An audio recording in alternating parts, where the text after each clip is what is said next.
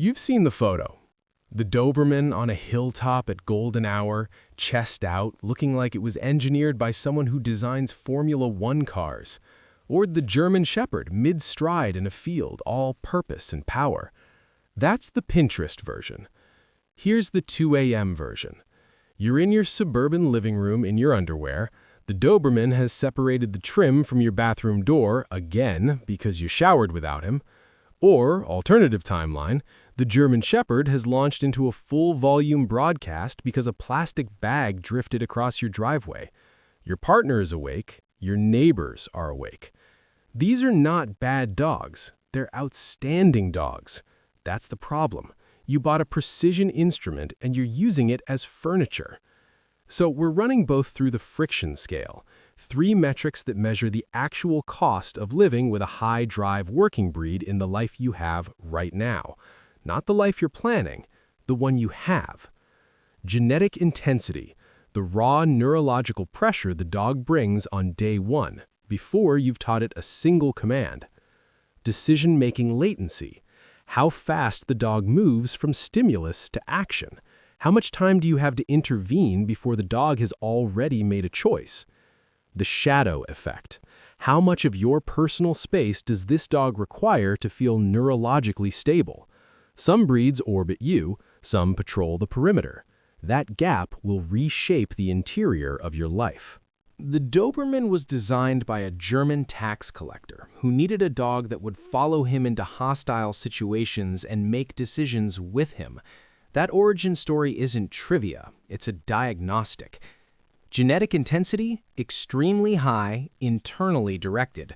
The Doberman's drime doesn't point outward, it points at you. This breed treats the handler as its central operating system, reading micro-expressions, anticipating movement, adjusting in real time to your emotional state. Working handlers describe it as having a second nervous system in the room.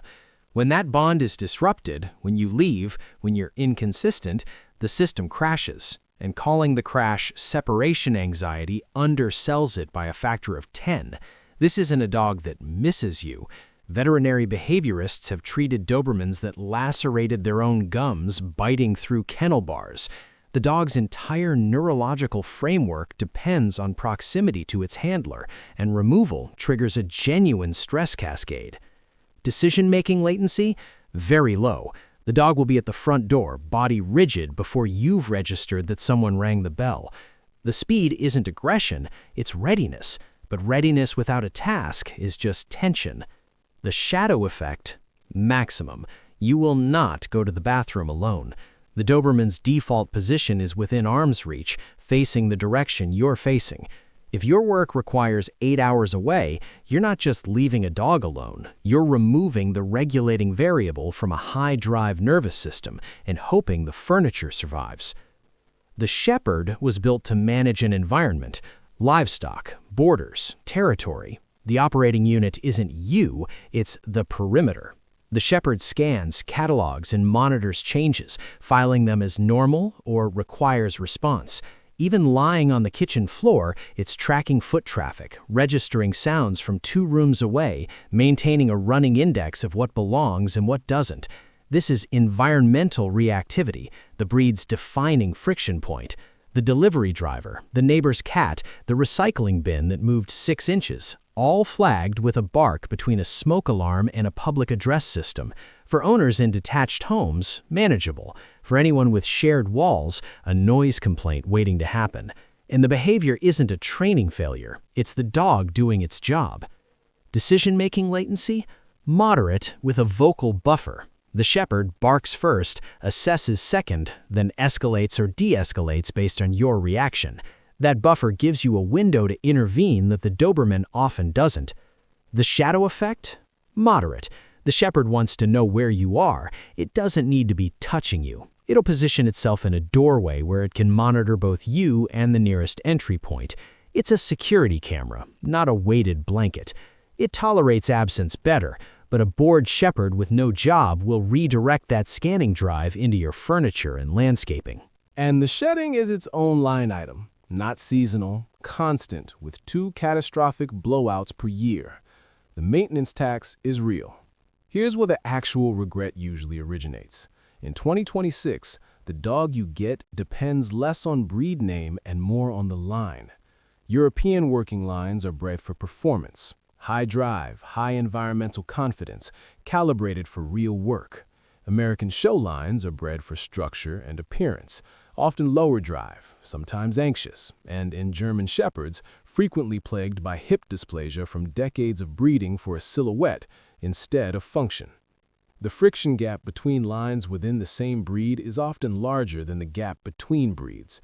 A European working line Shepherd has more in common temperamentally with a European working line Doberman than with an American show line Shepherd.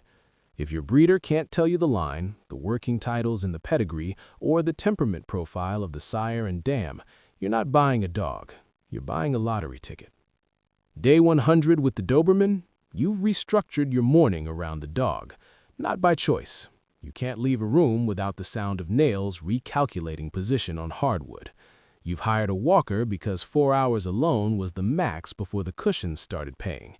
Your social life is quietly reorganized. Friends come to you now because leaving the dog triggers a 45-minute recovery protocol when you return. You've learned to announce your bathroom trips, not to anyone in particular, just to reduce the scrambling. But the bond is unlike anything you've experienced with another animal. When you're stressed, the dog presses harder into your leg. When you're calm, it settles. Less like owning a pet, more like a partnership with something that understands tone, cadence, and intent with uncomfortable accuracy. Day 100 with the German Shepherd. Your house sounds different. There's a bark protocol for the post, the wind, a bird on the fence. You've installed a white noise machine. You've had 2 conversations with your neighbor that were friendly but pointed. Your black clothes are retired. The Hoover runs daily, and you've developed opinions on pet hair attachments you never expected to have. But you sleep differently. Some part of your brain has outsourced threat detection to the animal lying between your bedroom and the front door. There's a quiet competence to that positioning that, if you're honest, you've started to rely on. And training sessions are the best part. The Shepherd learns fast, gets visibly bored with repetition, and its enthusiasm for scent work has reframed how you think about enrichment entirely. It's not about tiring the dog out, it's about making the dog think. The Doberman will cost you your personal space. It will not function alongside you, it will function through you, and resisting that dynamic damages the dog before it damages you. The German Shepherd will cost you your silence.